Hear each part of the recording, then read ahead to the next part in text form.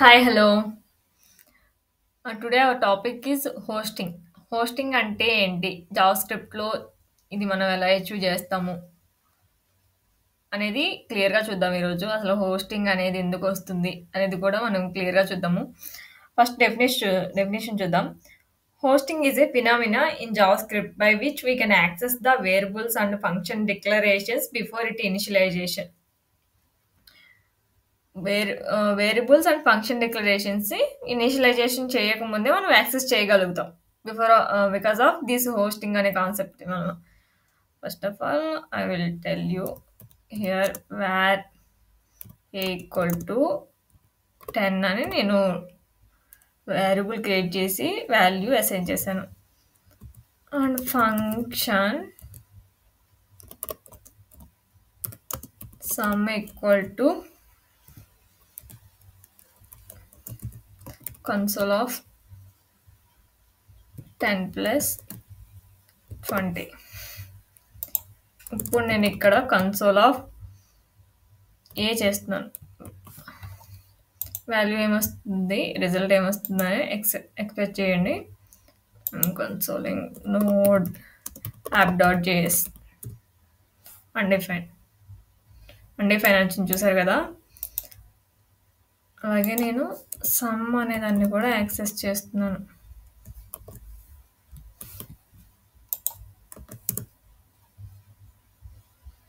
Thirty వస్తుంది. Console కాకుండా some only function call చేస్తున్నాను. 30 వచ్చింది చూసారా. ఇక్కడ నేను ఒక var a equal to 10 some అనేవి నేను ఇనిషియలైజేషన్ అవ్వకముందే వీటిని యాక్సెస్ చేయగలుగుతాను. వై? బికాస్ ఆఫ్ హోస్టింగ్ అంటే ఏంటి? వేరియబుల్స్ ఫంక్షన్ డిక్లరేషన్స్ని ఇనిషియలైజేషన్ చేయకముందే మనం యాక్సెస్ చేయగలం. అసలు ఇది ఎందుకు వస్తుంది అనేది మనకు క్లియర్గా అర్థం అవ్వాలంటే మనకి జావాస్క్రిప్ట్లో కోడ్ అనేది 2 ఫేసెస్లో రన్ అవుతుంది. First one is memory allocation phase, second one is code execution phase. ఇది ఆల్రెడీ మనం క్లియర్గా బిఫోర్ వీడియోలో డిస్కస్ చేసాం. ఒకసారి ఆ వీడియో రిఫర్ చేయండి.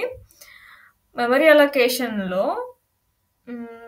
లెట్ దట్ వన్ ఆల్సో మీకు డెవలపర్స్ టూల్లో క్లియర్గా చూపిస్తాను.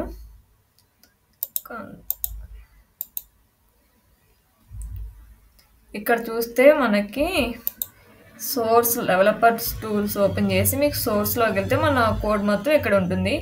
ఇక్కడ ఐఎమ్ పుట్టింగ్ బ్రేక్ పాయింట్ పెట్టాను. బ్రేక్ పాయింట్ పెట్టినాక ఇక్కడ మనకి గ్లోబల్ ఆబ్జెక్ట్ ఉంది. గ్లోబల్ ఆబ్జెక్ట్ అంటే తెలుసు కదా, మన వేరియబుల్స్ ఫంక్షన్స్ అన్నీ స్టోర్ అవుతుంది ఇక్కడ బిఫోర్ అసలు నాకు ఒక సింగిల్ లైన్ కూడా ఎగ్జిక్యూట్ అవ్వలేదు. ఇంకా ఎగ్జిక్యూట్ అవ్వకముందే మనకి ఏ అనేది క్రియేట్ అయింది. ఇక్కడ డౌన్కి వెళ్ళి చూస్తే మనకి సమ్ అనేది కూడా ఉంటుంది అనమాట.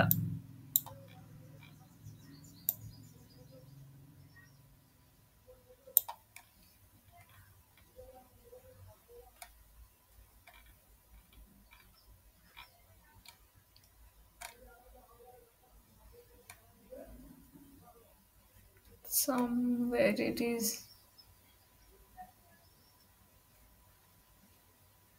trying to show you, but what is some అనేది కూడా ఈ మొత్తం ఆబ్జెక్ట్లో ఉంటుంది అనమాట.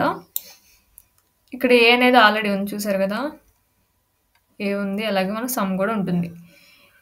అంటే ఇక్కడ కోడ్ అనేది ఎగ్జిక్యూషన్ స్టార్ట్ కాకముందే మెమరీ అనేది అలొకేట్ అయిపోతుంది. మెమరీ అలొకేట్ అయిపోయి దానికి సమ్ వాల్యూ ఇక్కడ వేరియబుల్స్కి ఏమో అన్డిఫైన్డ్ అనేసి అయింది. కానీ ఫంక్షన్కి ఇక్కడ ఫంక్షన్ అనేది క్రియేట్ చేసి దానికి ఆ ఫంక్షన్ మొత్తాన్ని అసైన్ చేస్తుంది అనమాట. Because of this memory allocation we are getting undefined and functions we are can access without getting error. మనం వేర్తో క్రియేట్ చేసిన వేరియబుల్స్ మాత్రమే అన్డిఫైన్ అని వస్తుంది. కానీ ఇక్కడ నేను let me create another let a equal to 10 and దీన్ని నేను బిఫోరే కన్సోల్ చేస్తున్నాను. ఇప్పుడు మనకేమొస్తాం ఆన్సర్ ఎక్స్పెక్ట్ చేయండి. Reference error because of let and constant variables are hosted in differently. let and constant variables are also hosted, but they are hosted in temporal dead zone.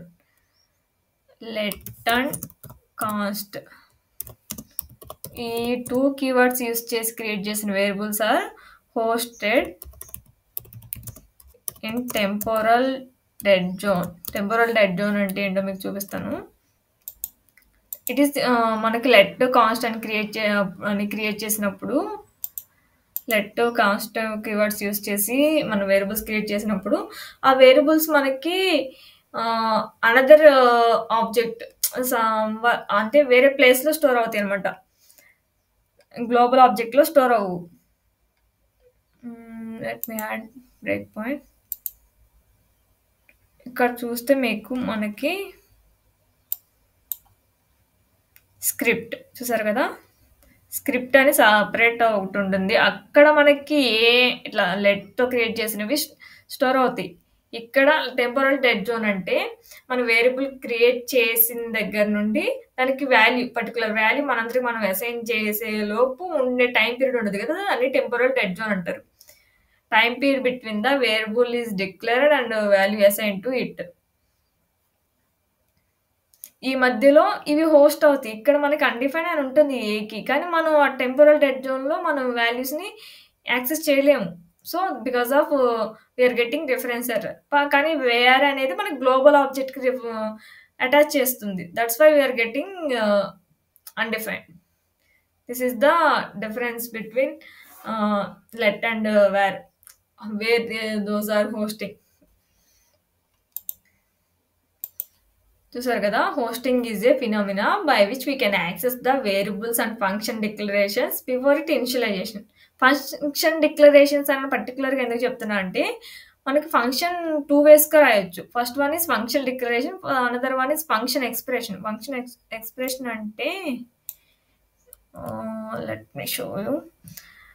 Let sum equal to function console of 10 plus 20. ఇక్కడ నేను ఇప్పుడు some అనేదాన్ని before initialisation, అంటే ఇక్కడ మన function అనేది initialisation అవ్వకముందే నేను యాక్సెస్ చేయడానికి ట్రై చేస్తున్నాను. Again we're getting reference error. Why? Because function declarations అనేవి హోస్టింగ్ అవుతాయి. ఫంక్షన్ ఎక్స్ప్రెషన్, ఇది ఫంక్షన్ ఎక్స్ప్రెషన్ అంటే ఒక వేరియబుల్కి నేను ఫంక్షన్ని అసైన్ చేస్తున్నాను. It is called as function expression. This is function expression.